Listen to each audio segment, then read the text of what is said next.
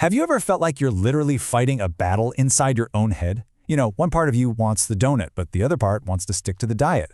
One part wants to binge watch that new show, but the other part knows you've got to finish that project. So what's really driving our decisions?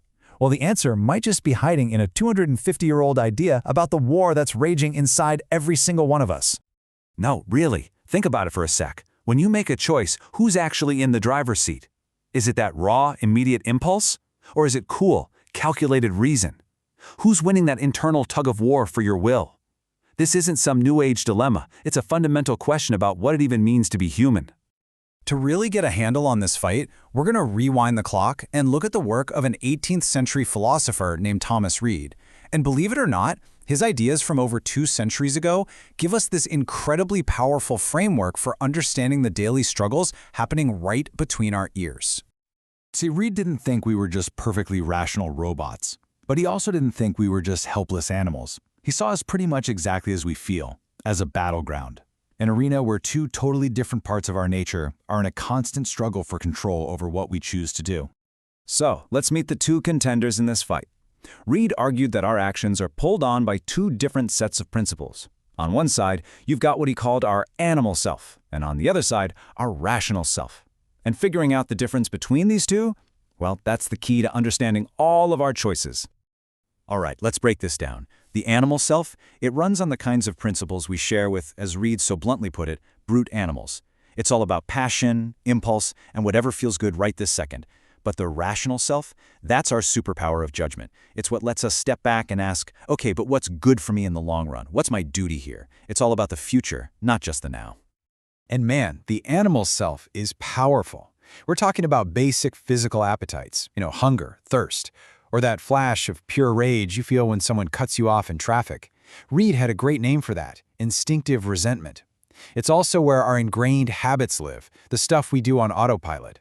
And of course, those sudden, overwhelming passions that just demand to be satisfied. All of these are impulses that pop up without any real judgment from us. So that leads us to the million-dollar question, right? If your animal side is screaming, "Do it now," and your rational side is calmly saying, probably not the best idea, who's the tiebreaker? Who gets to cast the final vote in this whole internal showdown? For Thomas Reid, the answer was a third, absolutely crucial player in the game. It's not just a two-way battle. There's an executive power that steps in to make the final call. And he called this power the will. It's kind of what we might call our executive function today. This is the part of us that makes us active agents in our own lives, not just spectators. So what exactly is the will? Reid defines it as the power our mind has to determine its own voluntary actions. But here's the really important part. You can only truly will to do something you believe you actually have the power to do. It's the faculty that makes us the cause of our own choices. I absolutely love this quote from Reid. It just perfectly nails why the will is so important. Think about it. You can have all the best plans, all the logical reasons, all the rules for living a good life, but those rules and reasons don't do anything by themselves.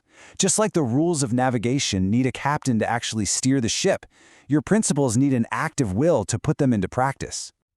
Okay, but wait a second. This brings up a huge philosophical question.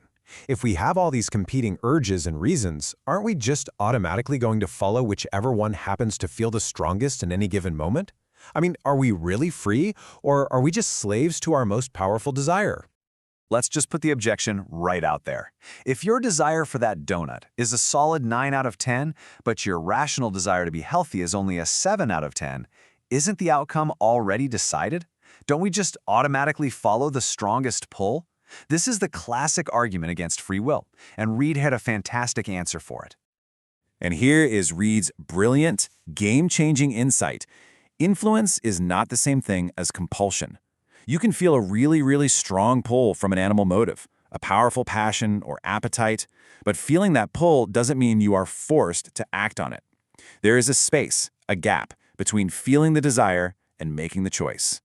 So here's how that process of choice actually plays out, in 3 stages. First, you get the impulse. The animal motive shows up, loud and demanding. Second comes deliberation. Your rational self kicks into gear, weighing the pros and cons for your long-term well-being. And then third comes the action. This is where your will walks onto the stage. It exerts active power, what Reid called an effort of self-command, to make a conscious choice. See, just giving in to the strongest impulse is easy. It's passive. Resisting it, that takes a deliberate, conscious effort from your will. And this capacity, this power of self-government, is what Reed calls moral liberty. Now, this isn't the freedom to flap your arms and fly or ignore physics. It's the freedom that makes us accountable for our actions. It's the very thing that makes concepts like virtue and vice even possible, because it means our choices truly, genuinely come from us. Okay, so this is a really fascinating philosophical framework. But what does it actually mean for you, today, in your actual life? Why does this 250-year-old idea even matter?